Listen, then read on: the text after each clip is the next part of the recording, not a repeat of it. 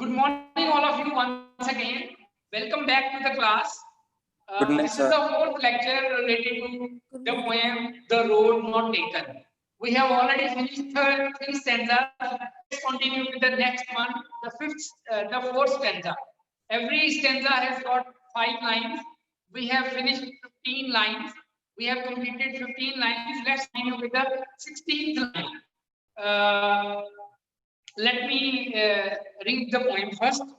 Two roads diverged in a yellow wood, and sorry I could not travel both. And we one traveler long I stood, and looked down one as far as I could, to where it went in the undergrowth. This is first stanza where the poet is talking about the first type of choice.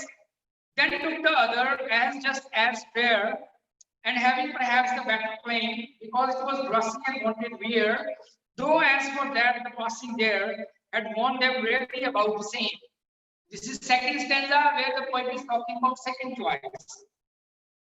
And both that morning equally lay, in leaves no step had trodden black. Oh, I kept the first for another day, yet knowing how way leads on to way, I doubted if I should ever come back. This is third stanza. In this stanza, the poet has taken his decision. The poet has taken the second road, which is less traveled by others. Now, fourth stanza. Let's continue with fourth one. I shall be telling, I means the poet. Uh, Children, in the first stanza, the poet is in present. Second also present, third also present. In the fourth stanza, the poet is talking about his future. I told you in the last line of third stanza, I doubted if I should ever come back. Here he is confused whether his decision is correct or not. Now he is going in the future and he is talking about the same incident. He is talking about the present in the future. After many years, what will happen? His life will be changed. Maybe he is taking a very important decision of his life. And after many years, what will happen? He will be with his children, or maybe he will be with his grandchildren, and he will be telling the story to his family members. We don't know whether he is successful or not. We don't know whether he is a failure or not, but he is making a guess. So he has a doubt in his mouth, doubt in his mind. There is a question also related to this stanza. Uh, is there a doubt in the mind of the poet, and how do we come to know? From the first line of the fourth stanza, from the last line of third stanza and first line of the fourth stanza, we come to know that the poet has taken the decision, a bold decision, but he is not sure whether he will be successful or not. But he is confident enough that he will be successful. Okay? The poet is thinking of some time, some point of time in the future when he will be sharing this experience with his family members, maybe with his children or with his grandchildren. Of course, when a person grows old, he becomes wise. Why he becomes, how he becomes wise? Because he has got a lot of experience in his life. He has taken some good decisions, some bad decisions. He has learned valuable lessons of his life from others' life also. So together, all of these things contribute to the wisdom of a person. So to become wise, you need to have a lot of experience, and experience comes with age, and experience also comes with decisions, with good decisions and bad decisions. Good decisions will make your life beautiful. Bad decisions will give you the wisdom. It will teach you some important lessons. So, children, he is talking about future. That's why he is using the word shall. Shall is used for future. I shall be telling. Telling means that he will be sharing his experience of life. Which experience? This experience, which I have shown you. So he is talking about this experience when he is caught into situations, when he is in a dilemma, whether to go with first choice or second choice, first life or second life, right? First type of career or second type of career. He will be talking about his achievements. He will be talking about his decision. He will be talking about his experience in the future. But look at this word with a sigh. With a sigh means he would talk about his joys with deep breath, with joy. Now, children, here, this word sigh, it can be sigh of relief. How he can have a sigh of relief? That he is successful. He is able to reach his destination. Another option is this sigh. This sigh can be a sigh of frustration. Frustration is failure. So he does not know whether his decision will be taking him to success, or he will remain or he will become a failure in his life. So this sigh has a double meaning. Right? Both the meanings are there. In the beginning also I told you nothing is clear in this poem. We are talking about the different possibilities of it. So here also there is a possibility that he has got a relief. He is feeling very comfortable. He is feeling very relaxed at the end of his life.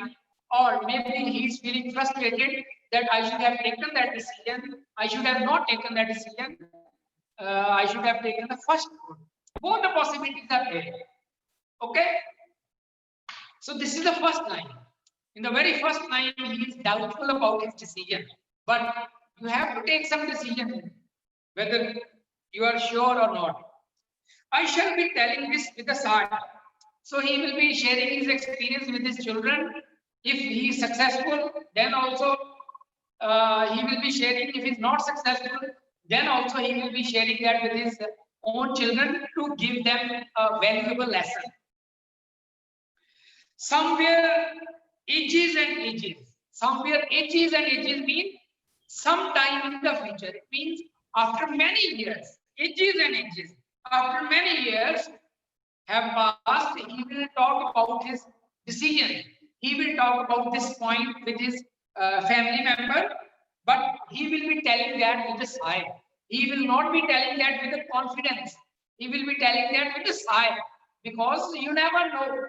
You don't know whether your choice will be successful or not. Sometimes the choice is there in your life as a blessing in this life. Children, do you know the meaning of blessing in disguise?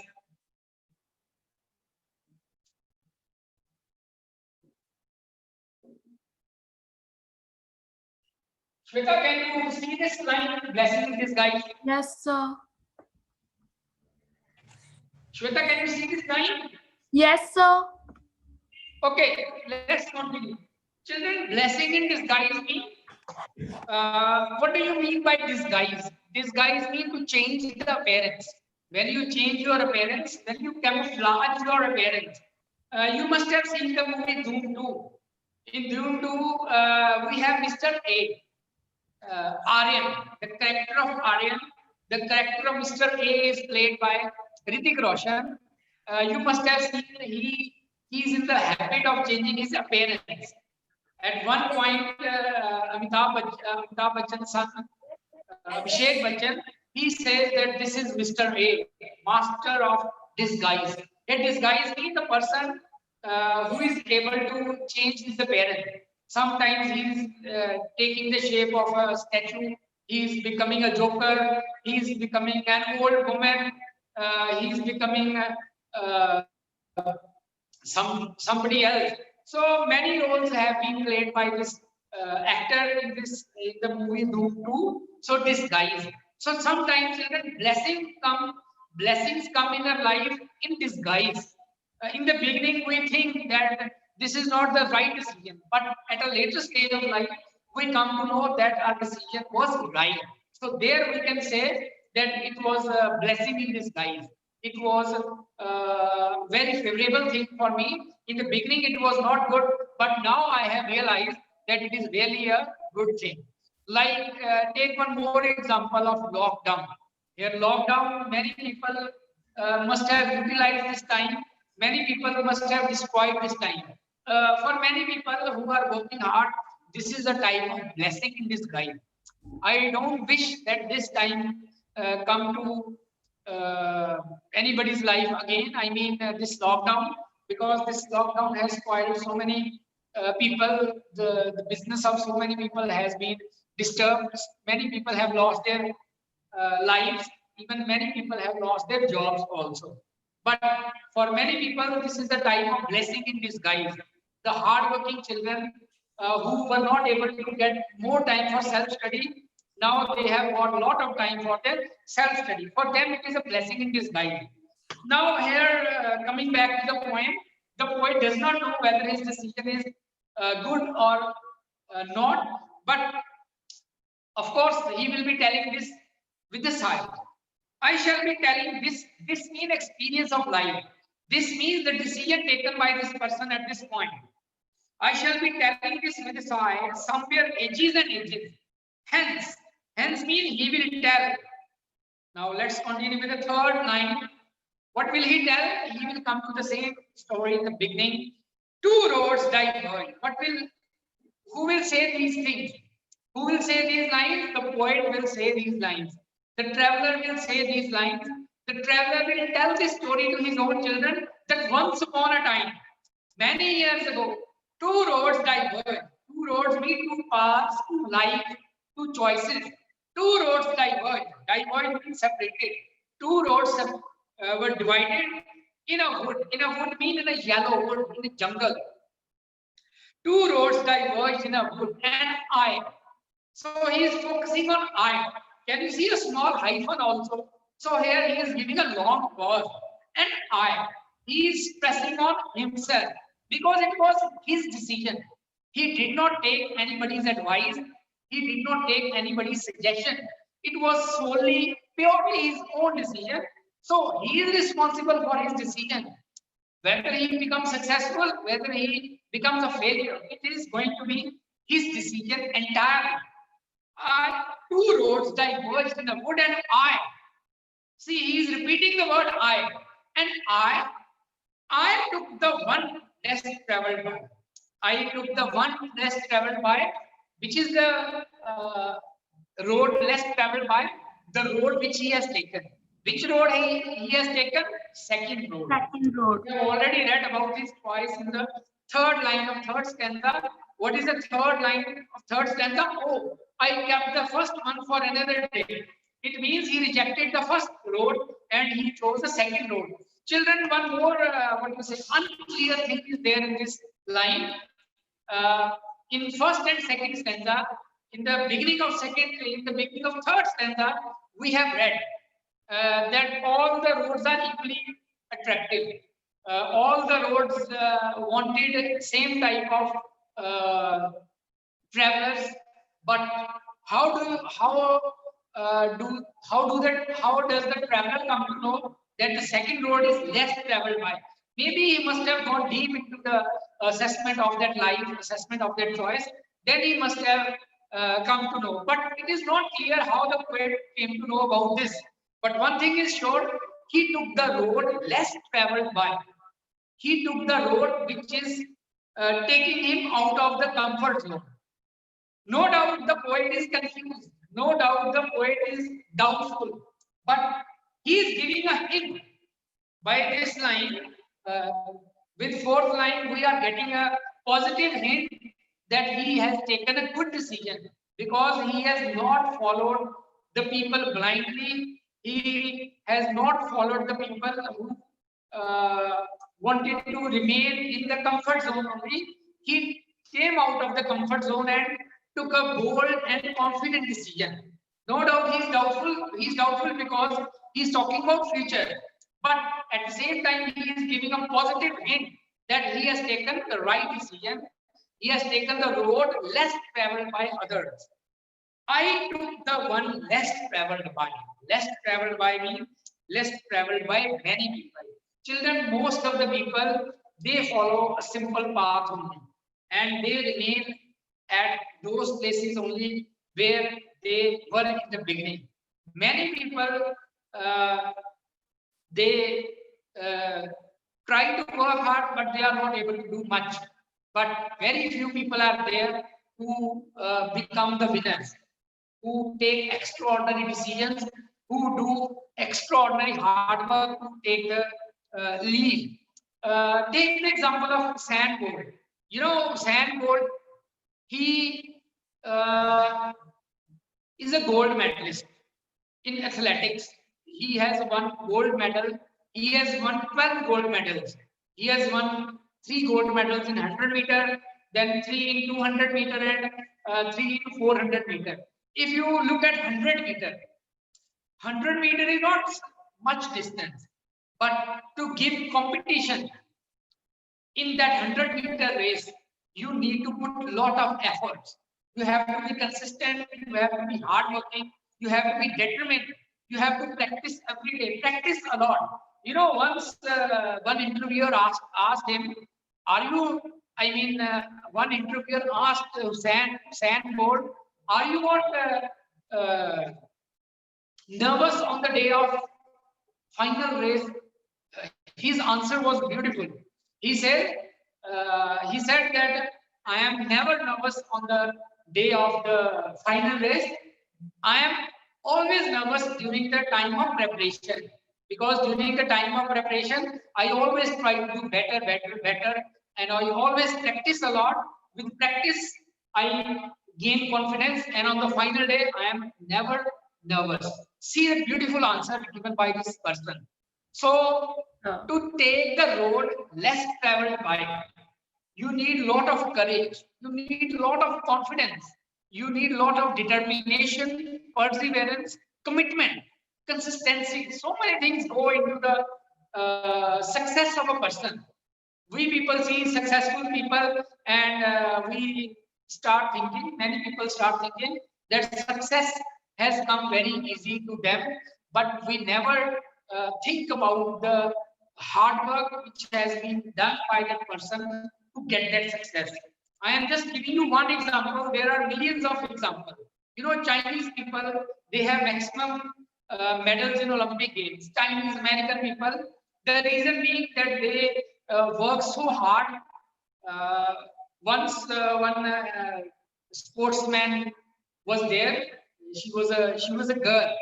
I don't remember the name of that person. One day, one reporter asked that girl, as you have won the gold medal now, what do you want to do? What is the first thing you want to do after you have won the gold medal? And see the answer given by that girl. That girl said, I want to meet my parents. I have not seen my parents for 4 years. Olympic Games are organized after every 4 years. And this girl said that I want to meet my parents. Just see the sacrifice of this girl. This girl must have practiced a lot. He must have forgotten everything to achieve his dream. He must have walked on the path which is less traveled by many people. So children, if you want to fulfill your dreams, you have to be mad. Mad means mad after your dreams. You have to work madly. You have to put your efforts madly. Then only your destination will be there in your life. So for that, you have to take the road less traveled by. This road is not traveled by many people. This road is traveled by only few people who are courageous. Two roads diverged in a wood, and I took the one less traveled by. And that means that choice of road, that choice of life, that choice of hard work, that choice of consistency, right? That choice of madness. That choice of passion, right? And that has made all the difference. All the difference here means he is different from others. Here also we are getting a positive message, and that has made all the difference. In the fourth and fifth line, we can guess, or we can say it with confidence, that poet's decision was absolutely right.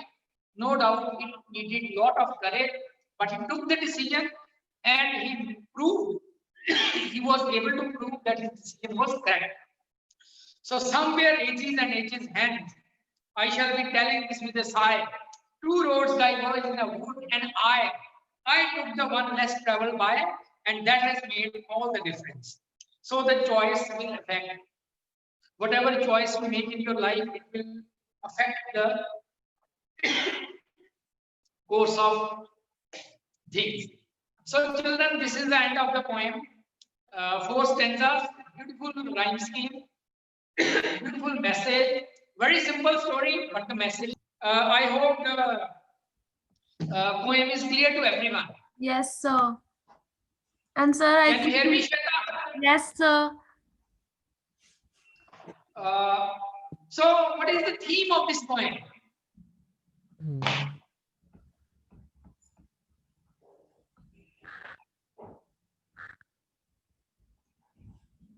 What is the theme of this poem? The theme of this poem is to make choice. Before making that choice, you should give deep thought. You should think deeply before making a choice. We should see the positive and negative aspects of choosing something. Then only we will reach some conclusion. But once you have made some choice, there will be no turning back.